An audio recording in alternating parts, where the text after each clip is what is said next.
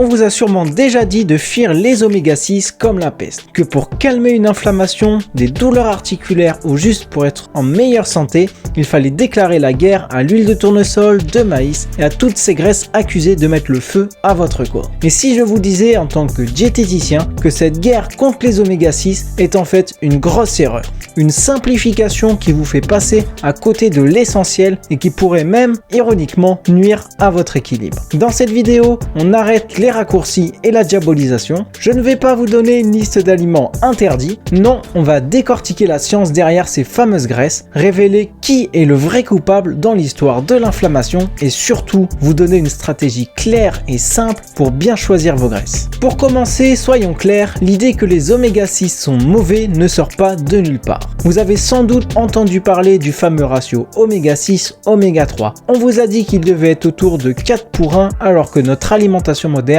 nous amène plutôt à 15 ou 20 pour 1.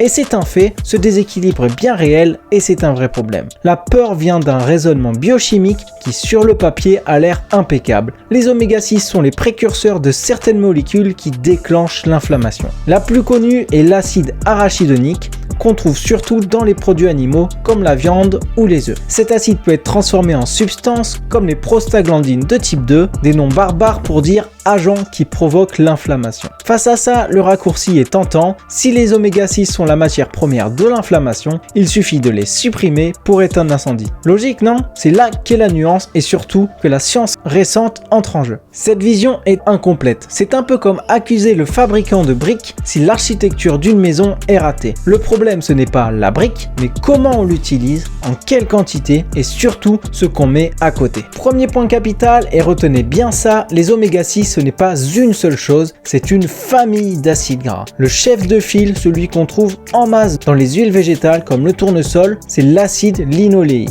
Et c'est ici que le mythe s'effondre. On a longtemps cru que manger beaucoup d'acide linoléique menait automatiquement à une production massive d'acide arachidonique pro-inflammatoire. Mais les études sur l'être humain racontent une toute autre histoire. En réalité, la conversion de l'acide linoléique en acide arachidonique est très faible et finement régulée par notre corps. Plusieurs revues scientifiques récentes le confirment, une augmentation de l'apport en oméga 6, que ce soit l'acide linoléique ou même l'acide arachidonique, n'augmente pas la concentration des principaux marqueurs de l'inflammation dans le sang chez l'humain. Une revue systématique de 2022 conclut même qu'il existe une insuffisance de preuves pour affirmer que l'apport alimentaire en oméga 6 augmente l'inflammation. En clair, votre corps n'est pas une usine idiote qui transforme tout ce que vous lui donnez, il sait gérer. Plus surprenant encore, une étude de cohorte majeure, la Framingham Offspring Study, a analysé près de 2700 personnes. Leurs conclusions sont spectaculaires. Les personnes ayant le taux sanguin d'oméga 6, acide linoléique et acide arachidonique les plus élevés présentaient en réalité des niveaux plus faibles de plusieurs biomarqueurs clés de l'inflammation. Les chercheurs eux-mêmes suggèrent que l'idée de réduire systématiquement les oméga 6 n'est pas soutenue par la science et pourrait même ne pas être une bonne idée. Alors, d'où vient le problème avec l'acide arachidonique? Il vient surtout d'un apport direct via l'alimentation, en particulier une surconsommation de produits animaux, viande, charcuterie en tête.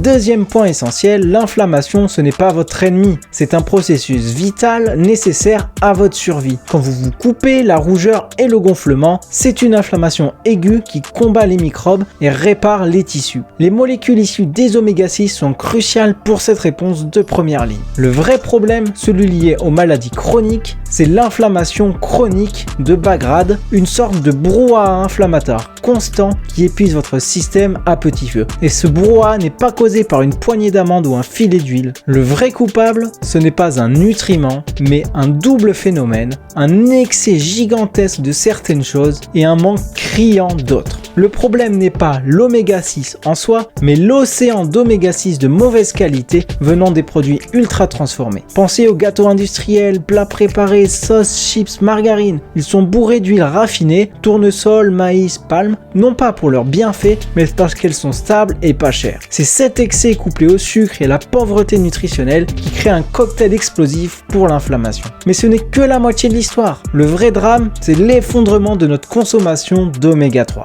Imaginez des ouvriers dans votre corps. Ce sont des enzymes. Ces ouvriers ont deux chantiers, le chantier oméga 6 et le chantier oméga 3. Quand ils bossent sur le chantier oméga 6, ils produisent des molécules utiles pour la défense, mais qui en excès peuvent devenir pro-inflammatoires. Quand ils bossent sur le chantier oméga 3, ils produisent des molécules puissamment anti-inflammatoires qui aident à calmer le jeu et à réduire l'inflammation. Le hic, c'est que ce sont les mêmes ouvriers pour les deux chantiers. Des analyses récentes, notamment basées sur des cohortes et la randomisation mendélienne, suggèrent que le rapport oméga 6, oméga 3 dans notre alimentation moderne semble effectivement associé à l'élévation de certains marqueurs inflammatoires, même si une relation de cause à effet direct reste à prouver. Si vous donnez 20 fois plus de travail au chantier oméga 6, que se passe-t-il? Le chantier anti-inflammatoire est à l'abandon. Votre corps perd sa capacité à éteindre les incendies. Le vrai coupable, c'est ce déséquilibre abyssal. Ce n'est pas que les oméga 6 sont pyromanes, c'est qu'on a viré presque tous les pompiers,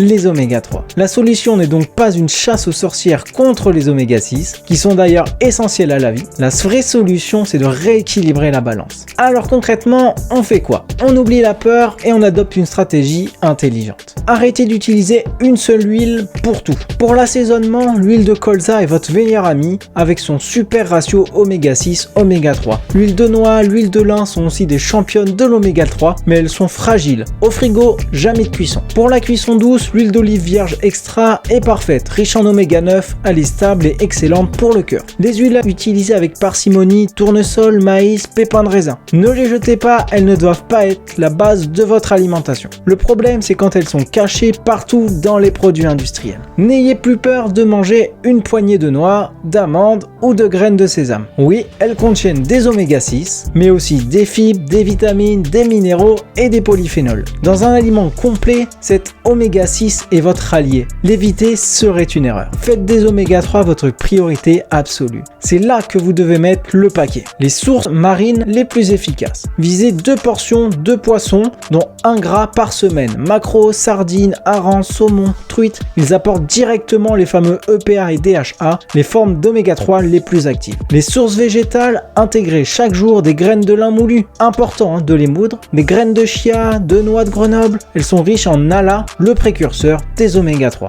Même si la conversion est limitée, elle participe à l'équilibre. Le plus grand changement viendra de votre chasse aux oméga 6 cachés. Prenez l'habitude de lire les ingrédients. Si huile de tournesol ou graisse végétale arrive en tête de la liste d'une pizza surgelée ou d'un paquet de gâteaux, vous savez que ce produit penche du mauvais côté de la balance. Ce qu'il faut retenir, c'est ça. Arrêtez d'avoir peur des oméga 6. Ayez plutôt peur du déséquilibre, de la pauvreté de votre alimentation en oméga 3 et de l'omniprésence des produits ultra transformés. Votre objectif n'est pas de tout supprimer, mais de tout rééquilibrer. Il ne s'agit pas de diaboliser un nutriment, mais de comprendre comment il fonctionne dans le grand orchestre du corps. Choisissez des huiles de qualité, mangez des noix et des graines et surtout, consommez des oméga 3. En faisant ça, vous passerez d'une vision angoissée de la nutrition à une approche beaucoup plus intelligente, nuancée et vraiment efficace pour votre santé à long terme. Si cette vidéo a éclairci les choses pour vous et qu'elle peut aider d'autres personnes à ne plus avoir peur pour rien, le meilleur moyen de m'aider est de laisser un pouce bleu. Ça aide vraiment la chaîne à se faire connaître pour combattre la désinformation. Et j'aimerais également savoir quelle est votre huile préférée au quotidien. Dites-le moi en commentaire. Enfin, si le sujet des bonnes graisses vous intéresse, sachez qu'on va bientôt plonger dans le monde des compléments d'oméga 3 pour savoir comment bien les choisir. Alors abonnez-vous pour ne pas rater ça. Merci d'avoir regardé, prenez soin de vous et à bientôt.